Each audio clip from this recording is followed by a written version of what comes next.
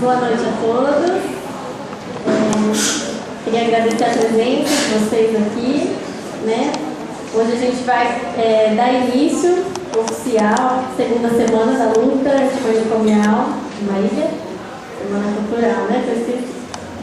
E a gente já começou, na verdade, a fazer algumas intervenções, foram feitas intervenções nos bairros, nas feiras de domingo, e alguns filmes que estavam passando lá no cinema municipal, mais para divulgação mesmo do evento e uma mobilização da população para estar participando.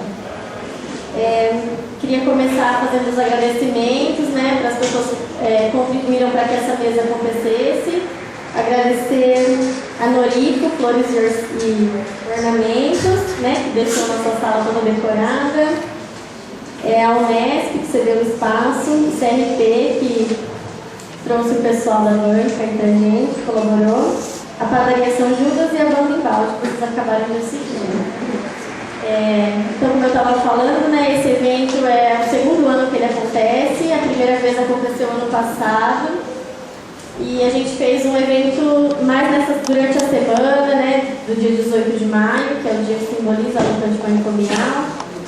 E esse ano a gente vem tentando, né, fazer uma comissão um pouquinho maior de pessoas, com membros mais diversificados, para que a gente consiga mesmo fazer um evento que alcance a proposta, né? Que a proposta é levar informação para a população, mobilizar e gerar, né, discussões sobre a saúde mental no Brasil e como Marília está nesse contexto, para que a gente possa melhorar os atendimentos de saúde mental aqui do município.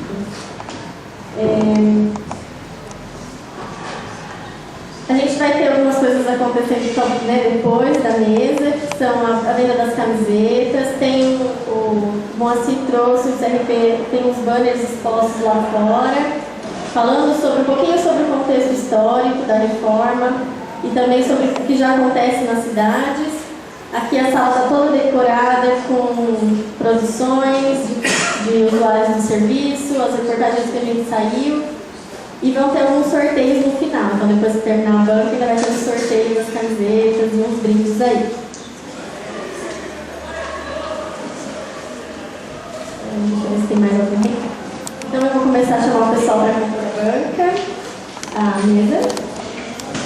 Primeiro é o Kwame Jonathan, psicólogo, formado em CIS, mestre. Pode vir. Membro do Fórum Nacional de Medicalização da Educação e da Sociedade.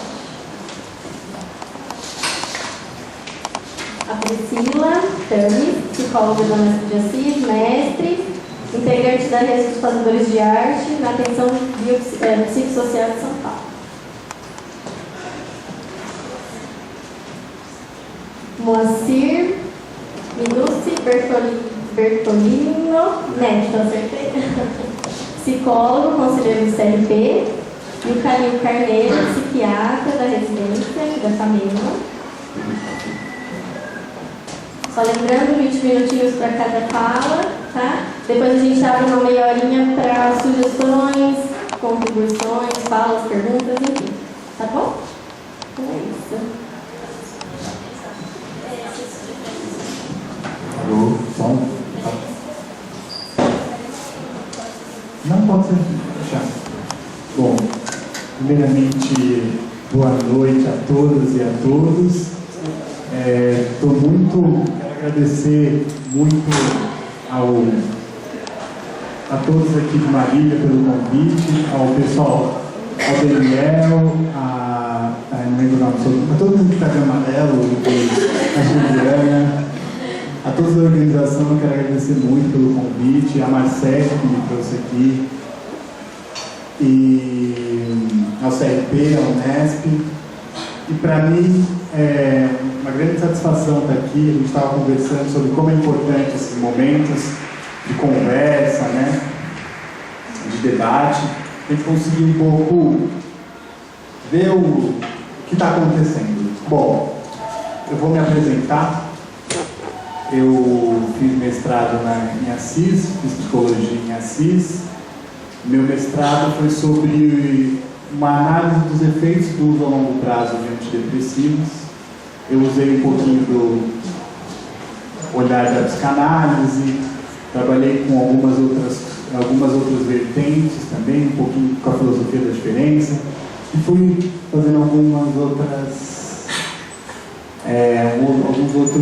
usando alguns outros instrumentos. E o motivo, a minha fala, eu intitulei de A Luta contra a Promoção de Certa Saúde.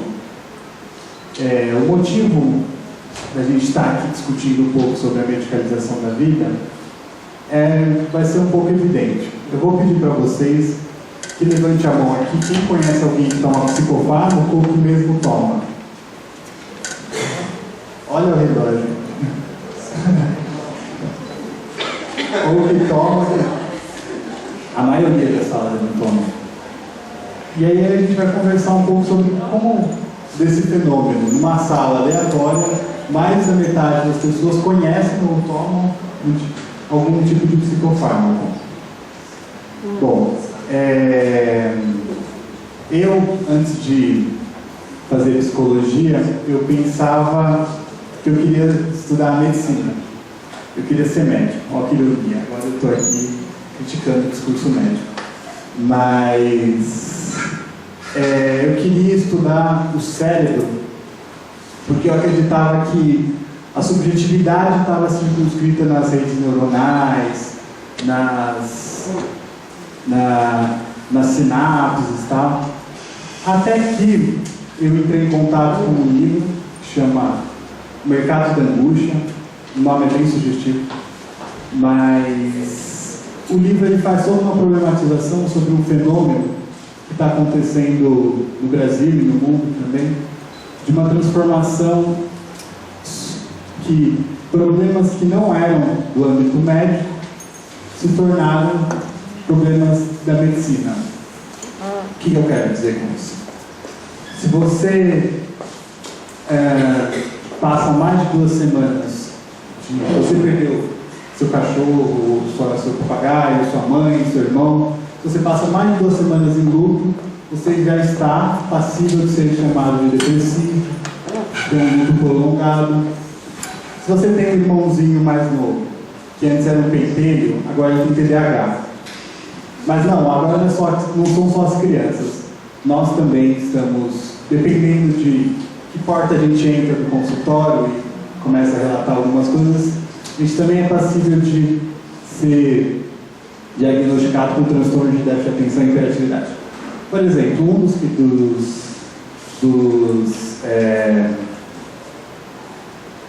critérios do TDAH para adultos é, por exemplo, esquecer coisas em casa,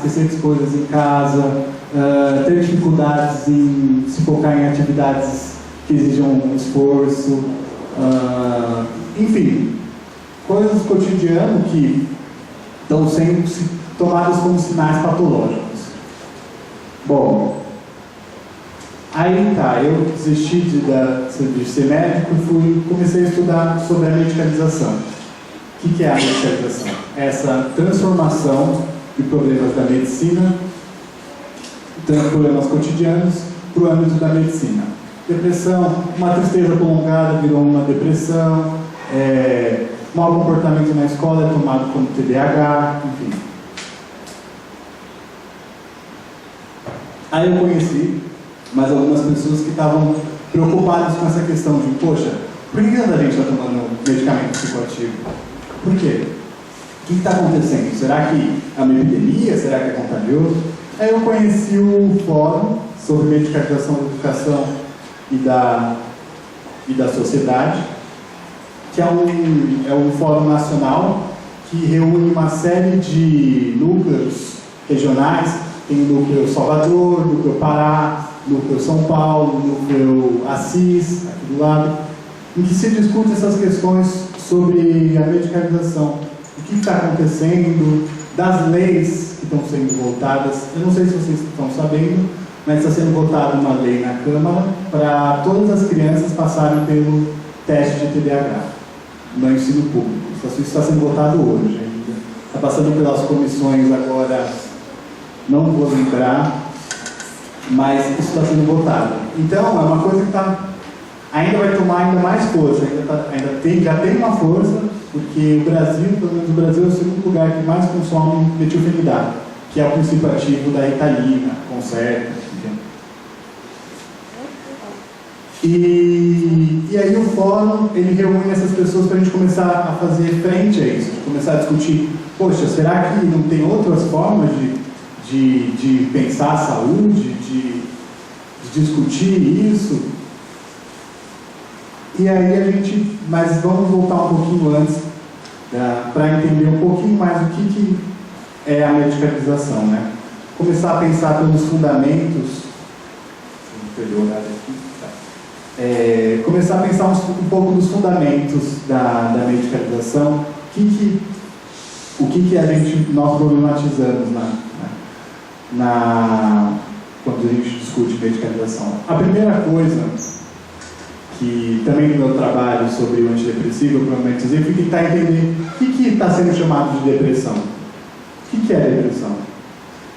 E aí eu entrevistei 5 pessoas, e as 5 pessoas foram diagnosticadas com depressão e começaram a tomar antidepressivos por motivos completamente diferentes.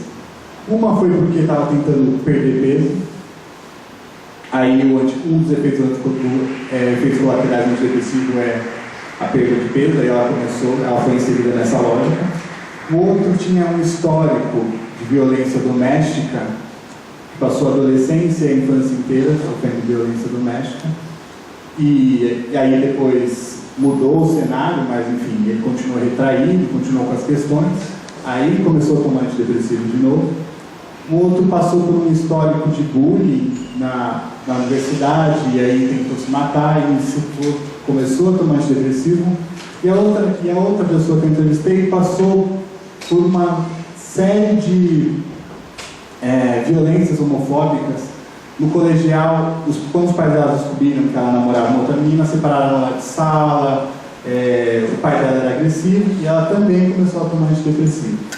Ou seja, questões que não são do âmbito da medicina sendo transformadas em questões neurológicas. E aí eu fui tentar entender, então, como é que se baseia isso? Aí eu cheguei no DSM. Eu não sei se vocês conhecem o DSM. O DSM é um manual diagnóstico de doenças mentais. Ele é um manual auxiliar, mas ele é tomado um pouco como referência para se fazer diagnóstico. Ou seja, ele pega lá assim, as características, você chega com algumas queixas, você é taxado de determinada, como eu fiz agora no TDAH, de determinada patologia. Você é ansioso, você tem isso, você é depressivo. Está dando para entender mais ou menos, gente? Mas... Tá. E assim que é feito alguns, não todos os profissionais da medicina fazem isso, mas os que eu chamo de psiquiatras DSM fazem um diagnóstico assim.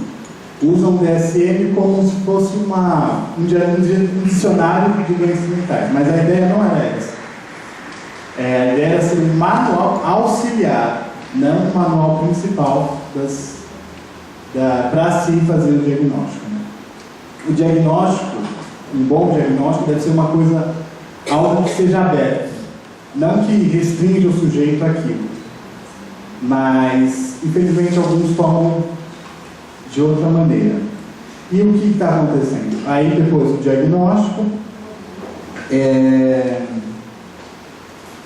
depois do momento diagnóstico, toma-se as queixas emocionais, entende-se aquilo como desbalanceamento neuroquímico e taxa-se o sujeito de esquizofrenia, de psicose, enfim, nomes que a gente já conhece aí pela mídia. O DSM está na sua 5ª versão. Essa versão é interessante observar porque ela tem agora tem, por exemplo, se você tem muito interesse por sexo, pensa várias vezes por dia, mais de 3 vezes, você tem hipersexualidade. Agora, se você não pensa, você tem disfunção. Enfim, ele tem categorias muito vagas que muito dificilmente alguém aqui escaparia. Se você abrir numa página e ler e falar, poxa, eu acho que eu tenho isso. Então, cuidado com o DSM, porque ele é um discurso da biologia. Ele é uma vertente, né? E dependendo do modo que ele é usado, ele acaba sendo medicalizante. Então, tem que se ter muito cuidado sobre o DSM. E o que eu tenho percebido é que o que a sociedade não suporta como experiência, nomeia como doença. Ou seja, o que nós não suportamos como experiência, não aguentamos nos envolver, a gente afasta chamando como doença. Então, a nossa sociedade hoje, todo mundo tem que ser feliz, tem que demonstrar que está sendo feliz, tem que postar foto no Facebook de que está feliz, e se você não está feliz, você tem que tomar um antidepressivo, porque tem alguma coisa errada. Você não tem permissão para ser infeliz, não se tem mais direito para a infelicidade, você não pode mais demonstrar que ter momentos longos de tristeza. E algumas pessoas não conseguem ter essa performance e acabam sendo taxadas, enfim, das mais diferentes formas. E o diagnóstico, eu gosto de pensar o diagnóstico não como um caso generalizado de maioria. Se você for pensar, ninguém está na maioria, né? Todos somos de alguma forma, alguma minoria, como o Deleuze falava, temos o dever minoritário, mas isso é outra questão que eu não vou entrar agora. E aí, a segunda vertente, para pensar a medicalização, a primeira foi o diagnóstico, e a segunda vertente que a gente tem que pensar é o psicofármaco. Tem um psicanalista que chama Jacques Alain, ele tem um texto sobre, ele pega o psicofármaco e divide em 4 dimensões. O psicofármaco, o fármaco, vem do grego fármaco, que significa tanto remédio como veneno. Então o fármaco seria aquele veneno que cura. Essa seria uma dimensão do psicofármaco. E dependendo da dose, é um veneno. Muitos dos casos que eu entrevistei tentaram se matar usando psicofármaco, ingerindo vários psicofármacos para se matar. Muito metafórico. E a segunda dimensão do psicofármaco é o anestésico. Seria essa questão eu vou falar rapidamente, vou tentar acelerar um pouquinho, porque ainda tem mais questões, que seria essa questão de neutralizar o sintoma, de esterilizar. Tomar o sintoma como uma erva daninha que tem que ser retirada, e não como um início do trabalho. A queixa emocional passa a ser uma coisa que tem que ser eliminada. Alguém chega com uma queixa, olha, eu não estou conseguindo dormir. Então eu vou te dar esse remédio, sem antes problematizar. Mas quando você deita a sua cabeça na cama, o que você está pensando? O que passa por você? Sem antes problematizar isso, tomar aquele sintoma como o início do trabalho. E ele acaba sendo neutralizado. Aí a terceira dimensão do psicofármaco que ele trabalha é a questão do placebo. Todos os remédios passam por teste de placebo, para ver se o placebo é mais eficiente do que o, digamos assim, o original. Todos os remédios passam por esse teste cego. E é interessante que o placebo mostra a dimensão subjetiva. Por exemplo, se você tomar alguma coisa e não acreditar que aquilo vai te fazer bem, dificilmente aquilo vai funcionar. Então a dimensão placebo é muito importante. E a quarta dimensão que ele trabalha, que é a que mais pode nos interessar, é o mais de vida. Além da questão do psicofármaco está sendo usado para tratar doenças mentais, doenças entre aspas, né, sofrimentos psíquicos, ele está sendo usado para incremento de performance. Ou seja, alguém antes de ir no concurso, de fazer um concurso, começa a tomar Ritalina para ficar mais focado. Algumas pessoas fazem Ritalina recreativa antes da festa. Enfim, acaba sendo algo que não é só mais para um tratamento de algum sofrimento, mas para um incremento da saúde, mais saúde que seria. Mais saúde, mas qual saúde é o que a gente passa a ver.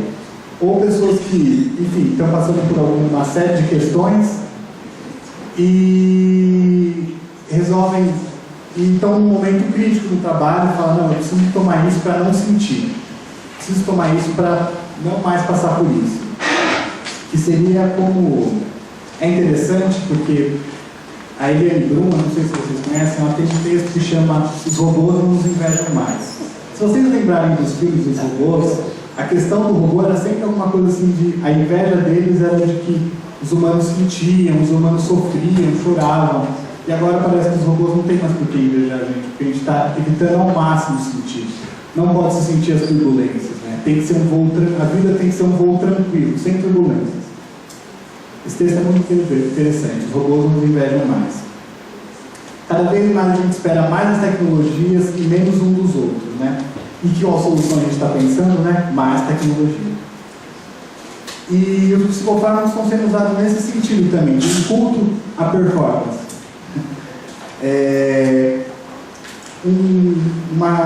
Parece que com a queda dos valores transcendentais, o eu tomou um lugar, a consciência, o indivíduo tomou o lugar virou uma religião, virou um culto a isso, né? Tem que sempre ser de alguma forma regulado. E a última dimensão que eu queria trabalhar no fármaco era essa ambiguidade, de ao mesmo tempo ele ser um remédio e um veneno. E a todo tempo eu estava no mestrado, eu fui convocado a falar, mas, bom, então você é contra o medicamento? Você acha que não tem que ser usado? Não, de maneira alguma eu estou dizendo isso. A questão que eu coloco é, em que sentido está sendo usado isso? Está sendo usado para deixar o sujeito mais dependente ou para trabalhar na sua autonomia? Até onde vai esse tratamento com psicofármaco? Ele vai solucionar tudo? Parece-me que não. Principalmente porque nós não somos só sujeitos cerebrais. Temos uma subjetividade, cada um de nós temos uma singularidade. Então, dificilmente uma solução que todo mundo funciona para todo mundo vai funcionar. Não dificilmente vai existir uma solução que funcione para todo mundo. E, por fim, essa parece ser uma deontologia da saúde, né? Todos devem ter acesso a todos os tipos de substância psicoativa, mas por quê? É só isso que está sendo ofertado? Então, tem que se perguntar isso, né? É só isso que tem como tecnologia de cuidado dos psicofármacos? E parece que também, junto desse paradigma, tem que ser, a saúde tem sido tomada como ausência de conflitos e não a capacidade de vivenciá-los e superá-los. E o conflito, e é muito importante, a Nietzsche fala muito disso, né? É uma importância do conflito, né? Que além de tudo eles são inevitáveis, e ao longo do meu trabalho eu procurei manter essa tensão dessa questão, de que o psicofármaco ele é um veneno e ele é um remédio. Então, não existe uma solução, é isso, não, ele é só remédio, não, ele é só veneno. Não, ele é um remédio, ele também é um veneno. Essa tensão tem que ser mantida da questão. Não tem como fugir disso, né? Não tem como evitar esse problema, mas tem que se pensar a melhor maneira de inventá-lo e de incorporá-lo, né? E a concepção de saúde que eu falei no início, que o nome da fala era a luta contra a promoção de certa saúde, é essa, da saúde como ausência de conflito. Não, saúde é a capacidade de vivenciar os conflitos e superar eles, enfim, assim vai. E parece que o desafio da clínica, não só na psicologia, mas a clínica ampliada, é de se reinventar a cada ponto, né? Tomar aquele caso como singular. E a luta que eu vejo mais importante, que a gente não pode só se ater em ficar reativamente, e ficar só lutando a partir, tomando uma ação e sendo reativo. Acho que a gente precisa reafirmar nossos movimentos, criar outros posicionamentos. É importante a resistência. E um dos grandes problemas que eu vejo que eu percebi da clínica medicalizante é essa falta de abertura para outros saberes, da terapia ocupacional, da fonoaudiologia, da psicologia, e é muito importante a multidimensionalidade nessa questão. Tomar essa questão tomar a questão da saúde mental, do sofrimento psíquico por vários âmbitos, e não só pela dimensão de é um desbalanceamento neuroquímico, e, enfim.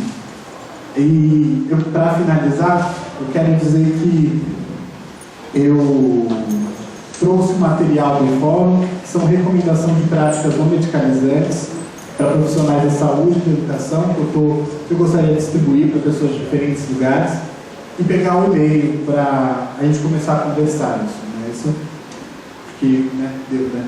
Obrigado.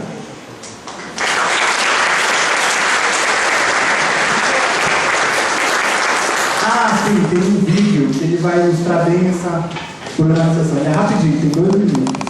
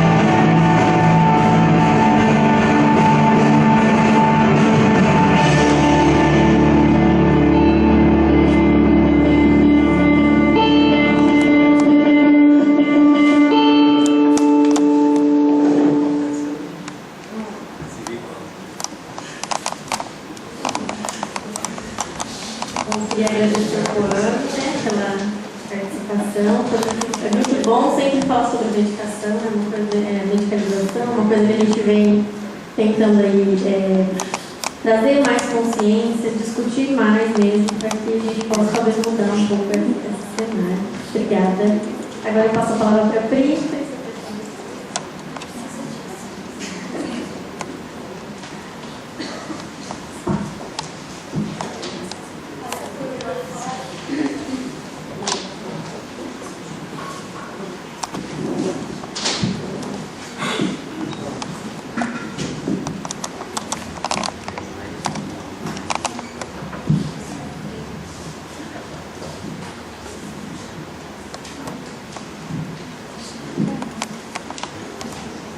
Boa noite. Quero dizer que é uma grande alegria e uma grande honra estar aqui com vocês hoje, especialmente porque isso é um movimento de trabalhadores, né? Isso só está acontecendo agora por um movimento de trabalhadores. E para mim é uma grande alegria poder contribuir com isso, né? E por isso agradeço então a todo o trabalho que vocês vêm tendo, né, a todo esforço e a luta para a gente poder estar aqui junto hoje para conversar sobre como estão sendo as nossas práticas, quais os conceitos que nos embasam e quais as inovações que a gente precisa criar. Bom, eu morro de vergonha, então eu faço isso por militância, talvez porque a minha etiqueta, eu troquei essa etiqueta e virou militância. E aí por isso que eu faço questão de fazer isso na vida. que é poder falar do que eu faço, mas como um movimento coletivo que está junto comigo sempre, sejam os meus companheiros de trabalho, sejam todos os nossos companheiros que estão em muitos outros lugares fazendo a mesma luta. Bom, para me apresentar, eu fiz psicologia na Unesp de Assis há 7 anos, eu fiz com a Marcele, que está aqui. Aí eu conheço a Bruna desde criança, a gente vem lá do sertão, Santa Fé do Sul. Eu sempre conto isso.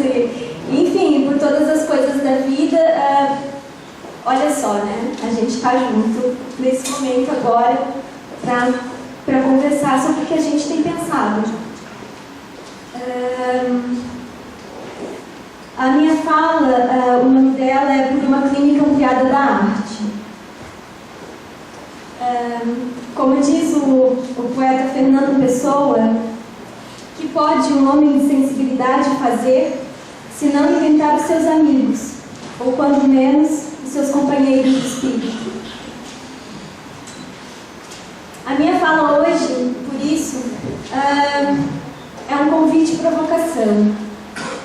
Um convite para a reflexão sobre nossas práticas e a construção de corpos investigativos e criadores. A potência da experiência cotidiana como ferramenta micropolítica de guerra. É convite para uma viagem fragmentária, conectada pelo linhado ético, estético e político de urgência da vida em atos.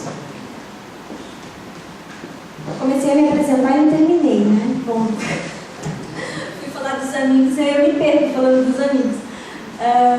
Então, e aí eu fiz psicologia na Unesp de Assis e acho que a minha melhor apresentação está aqui no que eu vou falar para vocês, mas de qualquer forma. Eu tive uma formação muito bacana e muito especial sobre saúde mental, sobre reforma psiquiátrica, e me sinto muito privilegiada por isso, e de poder compartilhar isso em todos os espaços onde esse corpo vai, isso está comigo, né?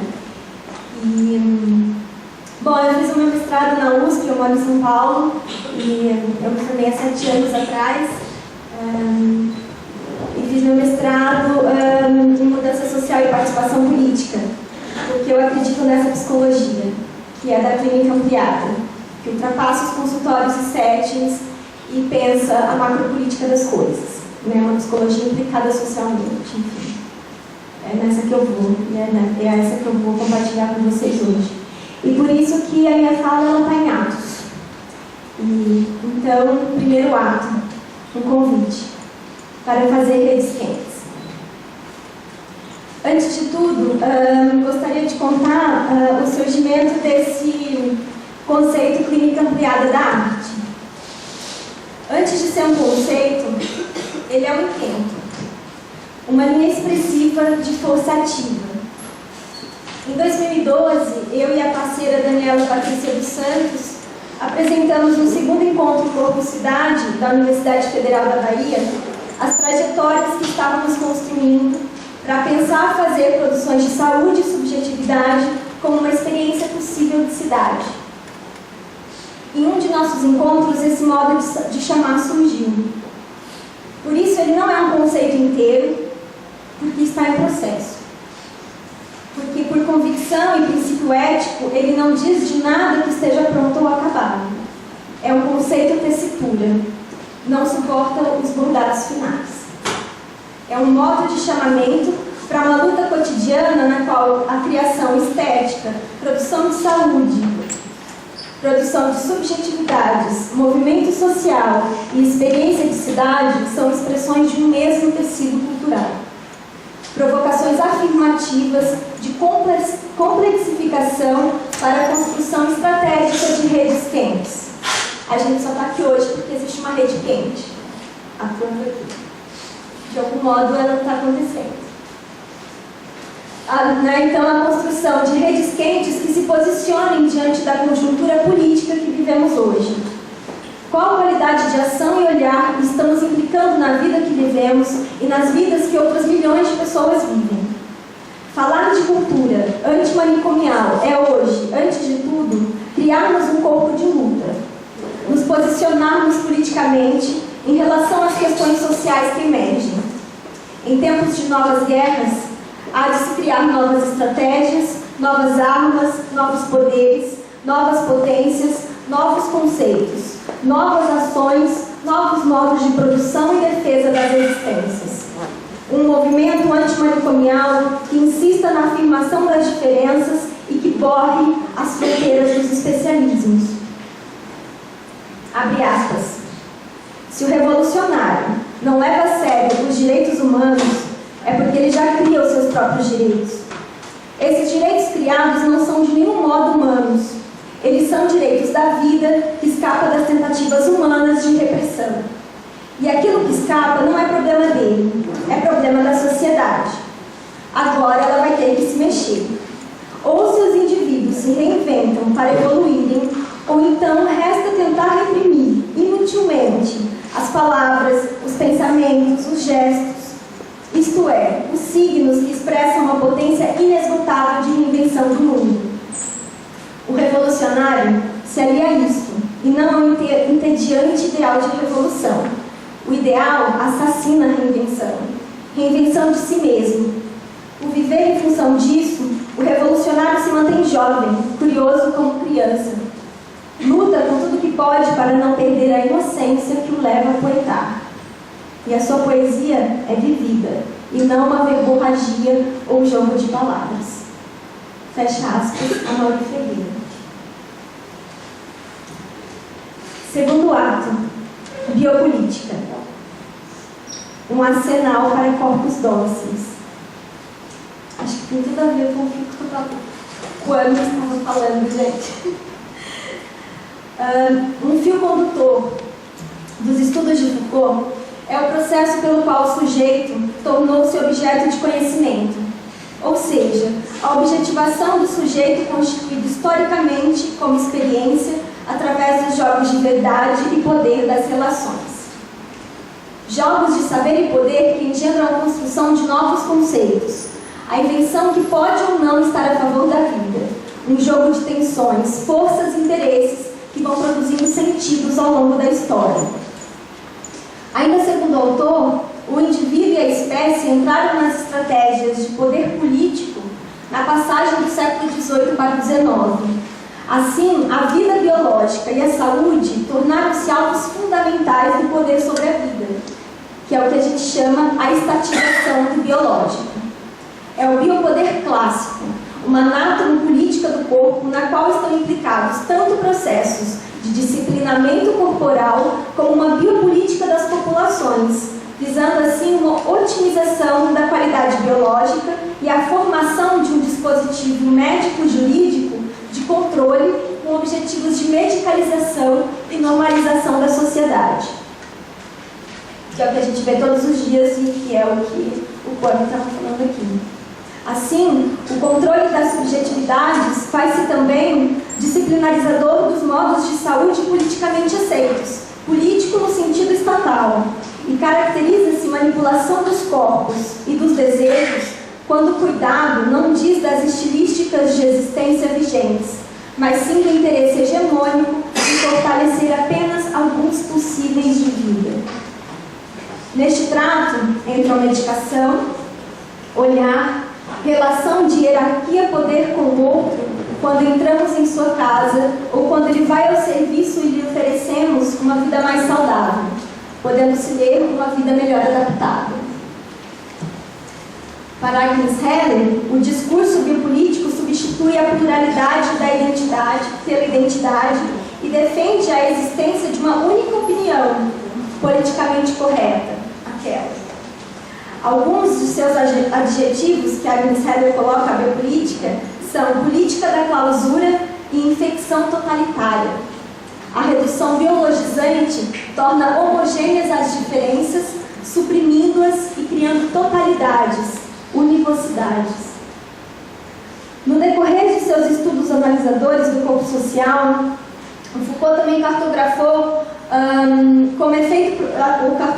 como efeito produção de uma complexa rede de micropoderes disciplinares, que se articulam de forma a manipular, gerir e administrar a vida humana, visando a docilização dos corpos e o governo da vida por meio do controle dos fenômenos vitais e da exploração que alcance ao máximo as potencialidades que cada corpo porta, o que hoje é incrível para o modo capitalístico de existência.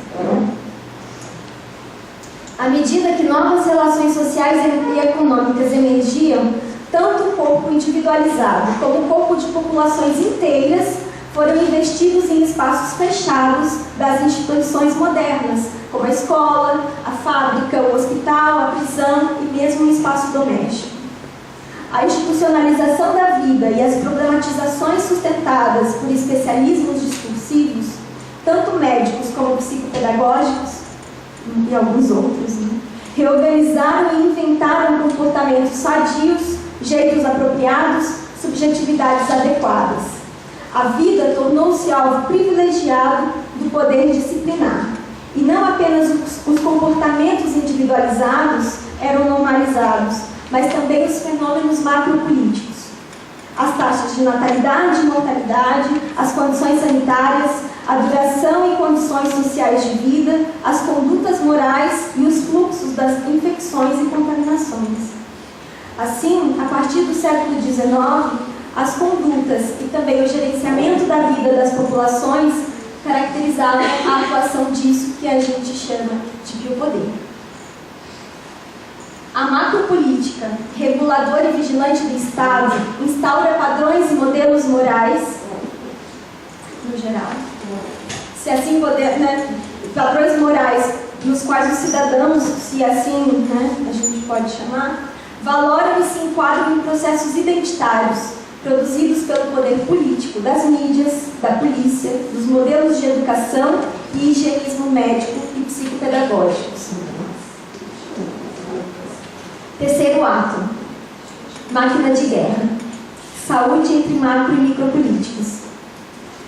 As políticas públicas de humanização da saúde surgem em um contexto histórico e cultural pós-moderno, no qual o que vale antes é a ética nas relações e suas processualidades. Assim, o movimento de humanização coloca-se contra a violência institucional e coerções trabalhistas, colabora para metodologias de gestão democrática e participativa no SUS, e como tecnologia relacional nos cuidados em saúde. Humanizar, nesse sentido, e aí acho que é bem legal quando a gente ouve e pensa no que a gente vive. O conceito é muito importante, mas também é importante ouvir o conceito e pensar na nossa experiência, do corpo em experiência. Humanizar, nesse sentido, está inexoravelmente compactuado a acordos de cooperação e conduta ética nas relações, de forma que as atitudes profissionais sejam condizentes com valores humanos elaborados coletivamente. Não se refere a progressões biológicas ou antropológicas, mas a todo um esforço de tornar humano, admitindo dimensões humanas, históricas, sociais, artísticas, subjetivas, sagradas ou nefastas. A possibilidade singular de cada um para escolhas responsáveis pela própria existência. A PNH, Política Nacional de Humanização, e os princípios do SUS, universalidade, integralidade, equidade, participação social, aparecem como forças de embate cotidiano a serviços medicalocêntricos, a naturalização do sofrimento e brutalidades explícitas nos atendimentos, a excessiva medicalização do corpo e suas subjetividades, que transforma problemas sociais em problemas de saúde. Ainda estamos expostos à mercantilização das vulnerabilidades vividas. O combate à fome vira problema de desnutrição e toda forma de compreensão da existência enquadra-se em um diagnóstico previsto pelo CID, Código Internacional das Doenças, sendo passível de medicação. Assim, toda tristeza vira depressão, toda inquietação vira ansiedade e todo mundo procura os serviços de saúde procurando respostas rápidas e deglutíveis, mesmo que não funcionem. A partir das últimas décadas do século XX, movimentos como a luta antimanicomial e o movimento feminista pela humanização do parto e nascimento desencadearam um processo fundamentalmente ético-político de regulamentações jurídico-legais e de formulação e implementação de políticas públicas. Estes movimentos macropolíticos de maior democratização do país imbuem, fortalecem e desafiam técnicos, gestores, pesquisadores e profissionais da saúde a ações micropolíticas de maior sensibilização às práticas de cuidado e construção coletiva de espaços de serviços. Tem sido coletivo, gente? A construção desse espaço? Como produzir saúde de si e do outro, sem promover uma saúde universalista, de modo a afirmar e destacar as diversas intensidades vitais, as alteridades e suas multiplicidades qualitativas? Como fortalecer trabalhadores, gestores e usuários para uma experiência mais delicada e potente de cuidado? No acolhimento dialogado e recíproco está o grande desafio da alteridade. O olhar na altura dos olhos e a diferença absoluta, a singularidade radical de cada encontro e a aceitação do outro como legítimo outro, a disposição em relacionar-se com e construindo confiança. Abre aspas. Nossa!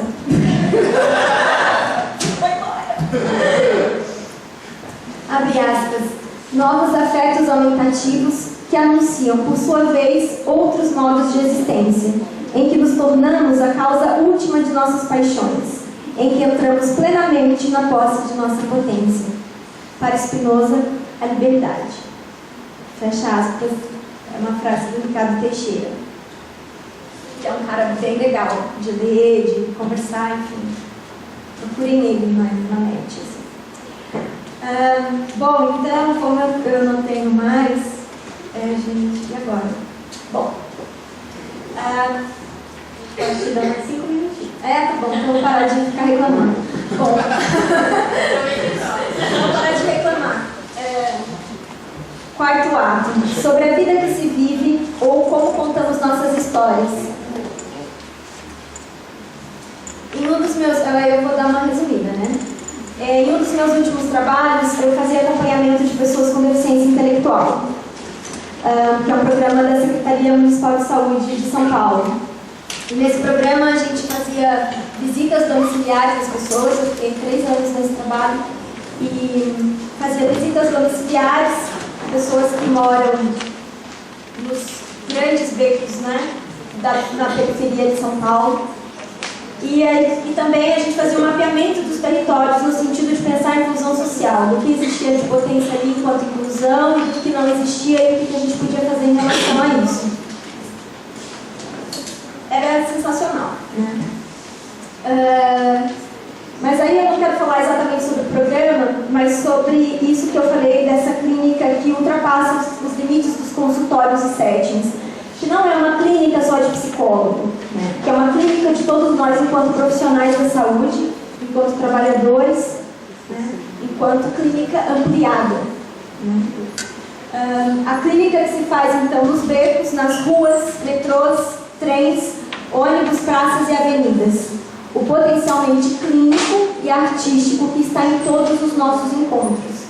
A tal clínica ampliada da arte. Vou explicar para vocês. Bom, dessa forma, então eu estou pulando um pouco, né, gente? Ocupando os espaços, convivendo com os modos diversos de existência e criando novas políticas e resistências. Esse modo, né, de clínica ampliada. Fazer o desejo desertar para uma linha de fuga. Encontros de perturbação de nosso repertório, e eu acho que isso é importante. Encontros de intensidades, velocidades e suspensão. Fazer e inventar o que desconhecemos. Novas linguagens, novos caminhos e caminhares, novos discursos, novo corpo. Deslocar fronteiras de percepção e afecção. Lembrando que a afecção aqui leva o sentido spinoziano, né? No sentido de uma mistura de 2 corpos, em que um corpo se diz agir sobre o outro e o outro corpo que recolhe traços do primeiro. O efeito do encontro no corpo, né? Bem resumidamente por cima, né?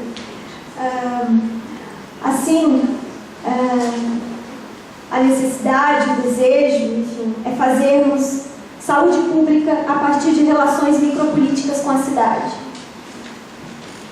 Força a invenção para uma nova geografia. a geografia das subjetividades, do poder e da potência. A rua e o espaço público como lugar para a emergência da invenção, para gestos poéticos e políticos que, através de uma lógica da afetação, vão produzindo novos espaços-tempo, novos modos de subjetivação, novos modos de vida coletiva. O Peter Boulpilar diz uma coisa muito legal, que na configuração pós-moderna capitalista nós podemos e precisamos forjar novas armas e novos afetos biopolíticos. Nesse sentido, tomar as ruas e os espaços públicos não é a tomada do poder absoluto e nem busca ou confronto de identidades. É sim a resistência que se dá por contágio, por propagação de afetos e comportamentos. Então, não tomamos o poder, nós criamos novos poderes. E aí a ideia de resistir e de criar outros poderes e de não existir um poder que mingue a força de alguma coisa acontecer, porque a gente cria poderes outros, né? Porque senão a gente vai cair sempre no discurso de que não pode e de que não dá para fazer outra coisa. Bom, como que eu estou? Acabou. 1 minuto, gente. Bom, então o meu 5º ato era para falar sobre a rede dos fazedores de arte na atenção psicossocial, que é uma rede que eu integro em São Paulo, a qual começou em outubro de 2012 com artistas oficineiros. Em São Paulo, isso já existe de artistas serem contratados para colaborar na produção estética dos serviços, né? São contratados como oficineiros. E aí eles começaram a se encontrar e se reunir para pensar justamente que novo lugar era esse de um artista ocupar, de produzir saúde. Porque quem pode produzir saúde e quem é trabalhador em saúde? Qualquer um, né? Não é carteira assinada, não é, enfim, qualquer coisa assim que diga, não é essa ligação institucional que diz o quanto a gente é ou não trabalhador em saúde ou pensador em saúde, mas é o quanto a gente produz nas nossas relações subjetividades e saúdes mais potentes, forças ativas e potentes.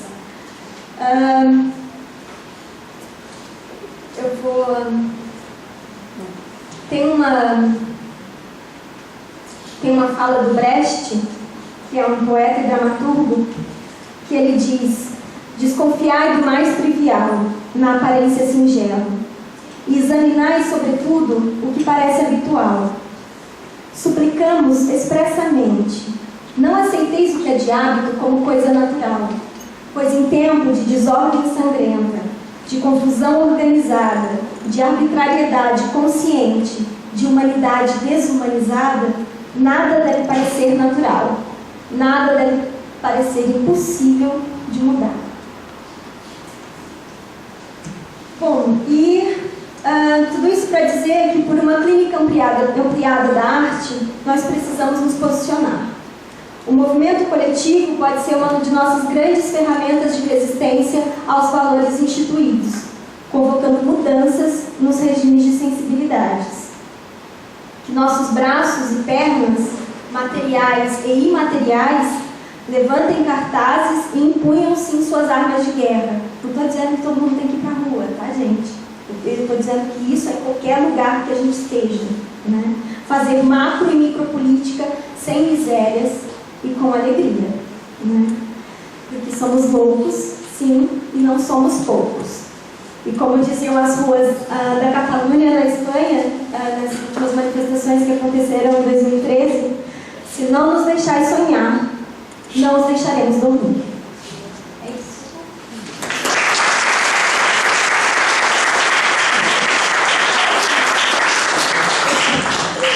Obrigada, Priscila. Que bom que você trouxe essa parte conceitual mesmo do contexto que a gente vem trabalhando. Até porque no começo eu acabei esquecendo de falar, mas a comissão que organiza esse evento é uma comissão independente, né? Então é formada por profissionais da saúde, por usuários do serviço, residentes, voluntários. Eu acho que vai usar esse, vamos ter que trocar. Já faço. E eu queria até agradecer o pessoal do CRP que está aqui, né? E os nossos líderes comunitários que foram muito importantes, né, nessa comissão, para que a gente conseguisse alcançar mesmo, principalmente as intervenções nos bairros, para que a gente conseguisse montar um evento que a gente atingisse a população, que a gente levasse essa discussão aí. Obrigada, Ricardo e Vieira, que estão aí hoje. E vou passar a palavra para o Moacir agora. Eu vou perguntar se vocês não se incomodam com a mesa, eu posso falar de pé. Sou meio hiperativo, eu não tomo Ritalina. Eu sou contra a medicalização, então eu vou.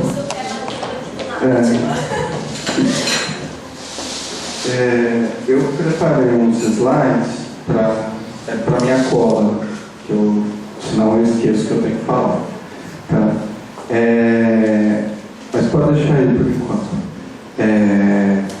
Pediram para que eu falasse um pouco sobre a internação compulsória e a reabilitação psicossocial. E Fabiana não conta que ela já ouviu essa fala hoje.